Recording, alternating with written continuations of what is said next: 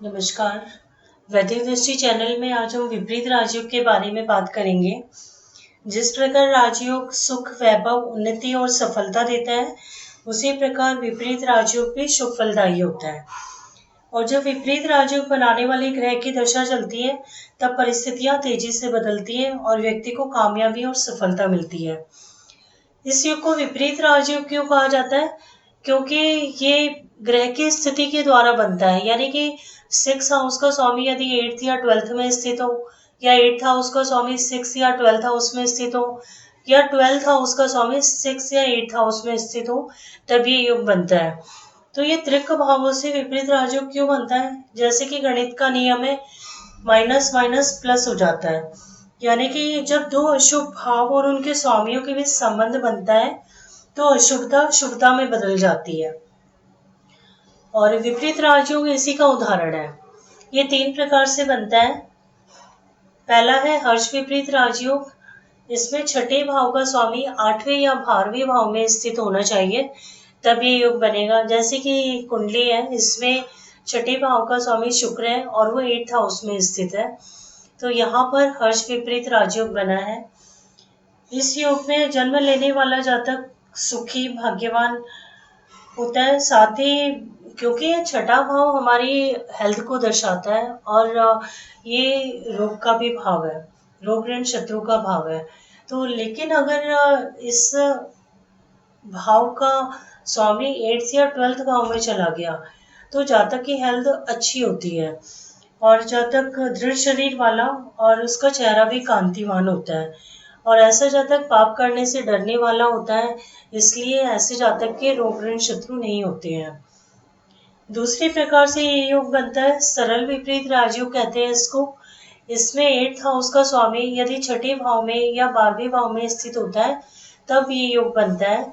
यहाँ पर इस कुंडली में 8th हाउस का स्वामी मंगल है, जो कि छठे भाव में स्थित है।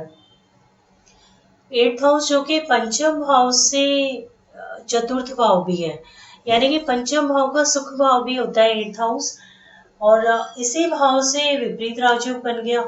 तो ऐसे जातक की शिक्षा बहुत अच्छी होगी, और क्योंकि विघ्न और बाधाओं का भाव भी है 8th हाउस, तो ऐसे जातक को विघ्न और बाधाओं का सामना बिल्कुल नहीं करना पड़ता, स्पेशली इस ग्रह की दशा अंतरदशा में। यानी कि इस जातक की जब जब मंगल की दशा या अंतरदशा चलेगी, तब तक इस जातक को राजयोग कारक फलों की प्राप्ति होगी। और ये आयु का भी भाव है, अष्टम भाव। तो जब अष्टम भाव का स्वामी इस योग में पार्टिसिपेट कर रहा है, तो जातक दीर्घायु होगा, स्ट्रॉन्ग डिसीजन लेने वाला होता है और पुत्र और धन से युक्त होता है, और ऐसे जातक को दशा अंतरदशा में सफलता भी मिलती है और प्रमोशन मिलता है। तीसरी प्रकार से ये राजयोग बनता है विमल विपरीत राजयोग कहते हैं इसको। ये 12th हाउस से बनता है। यदि 12th हाउस का स्वामी छठे भाव या 8वें भाव में स्थित है, तब ये विमल विपरीत राजयोग बनता है। 12th हाउस जो कि व्यय का भी भाव है, तो लेकिन 12th लॉर्ड से ये योग बन गया है, इसलिए ऐसा जातक व्यय करने वाला नहीं होता, कम व्यय करता है और धन संचय में विश्वास रखता है, यानी कि मित व्यय होता है। जहाँ बहुत जरूरी होता है वहीं खर्च करने वाला होता है। और ऐसा जातक सद्गुणों के कारण लोकप्रिय होता है, सुखी, उत्तम कार्य करने वाला, और ये किसी भी परिस्थितियों में एडजस्ट कर लेने वाला भी होता है और हमेशा खुश रहने की कोशिश करता है, और समाज में भी ऐसे जातक का सराहनीय योगदान रहता है।